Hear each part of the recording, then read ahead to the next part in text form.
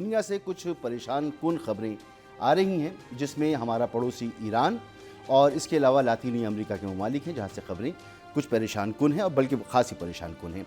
سب سے پہلے ایران کی بات کر لیتے ہیں۔ ایران کی طرف سے جو خبریں اس وقت بین الاقوامی میڈیا پہ چلائی جا رہی ہیں اور ہمارا میڈیا بھی اس کو منوہن ویسے ہی چلا رہا ہے، اس کے حوالے سے میں بڑے مصدقہ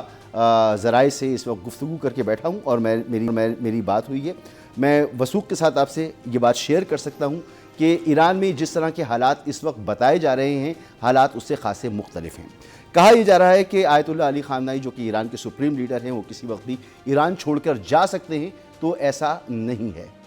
جو لوگ یہ سمجھتے ہیں ان کو دیکھنا چاہیے کہ یحییٰ سنوار کی شہادت کیسے ہوئی، حسن نصر اللہ کی شہادت کیسے ہوئی، اور اس طرح کے بہت سے رہنما ہیں جن کے اوپر یہ دباؤ تھا کہ ان کو مار دیا جائے گا، وہ اپنا ملک چھوڑ کر فرار ہو جائیں، لیکن وہ ملک چھوڑ کر نہیں گئے، بلکہ اپنے ملک میں ہی لڑتے لڑتے انہوں نے جام شہادت نوش کیا۔ تو جو لوگ آیت اللہ علی خامنہ ای کو جانتے ہیں ان کو یہ پتہ ہونا چاہیے کہ یہ وہ شخصیت ہیں جنہوں نے ایران عراق جنگ خود لڑی ہے، اور یہ خمینی صاحب کے بہت ہی قریبی دست راز، بہت ہی خاص آدمی رہے ہیں، اور یہ ایران میں رہتے ہوئے شہادت تو قبول کر سکتے ہیں، لیکن بھاگنے کا، فرار ہونے کا تصور ان سے نہیں کیا جا سکتا، اور یہی بات حقیقت ہے۔ اس وقت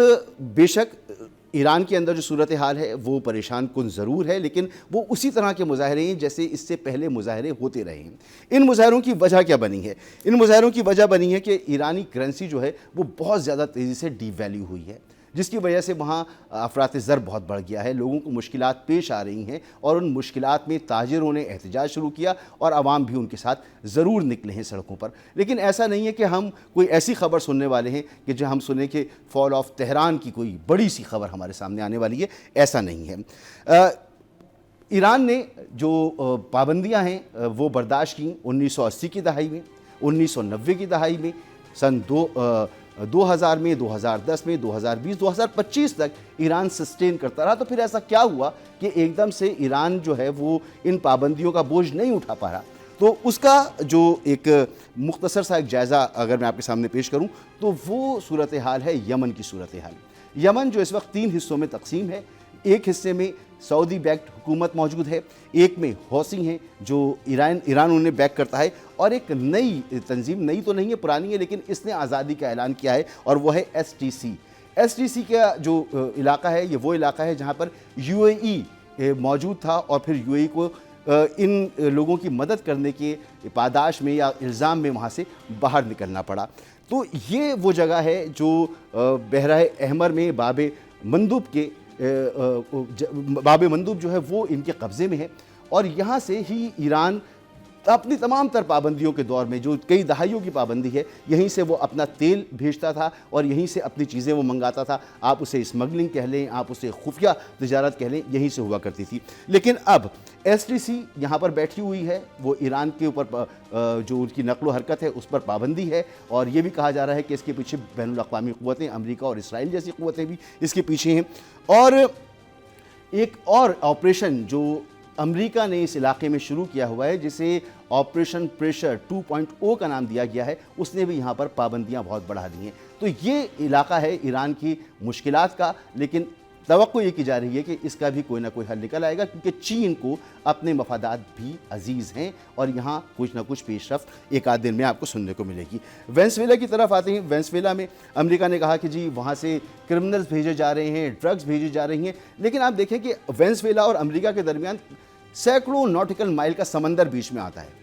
امریکہ یہ تو ضرور کر سکتا ہے کہ اپنی سرحدوں کو سیکیور کرے، لیکن کسی اور ملک میں جا کر حملہ کر کے وہاں کے صدر کو اغوا کر کے لا کر اپنی عدالتوں میں پیش نہیں کر سکتا، اور اس کے بعد وہ کیوبا، کولمبیا اور میکسیکو بھی اسی طرح کی دھمکیاں لگا رہا ہے۔ تو اگر کوئی کرمنل بھیج رہا تھا، کوئی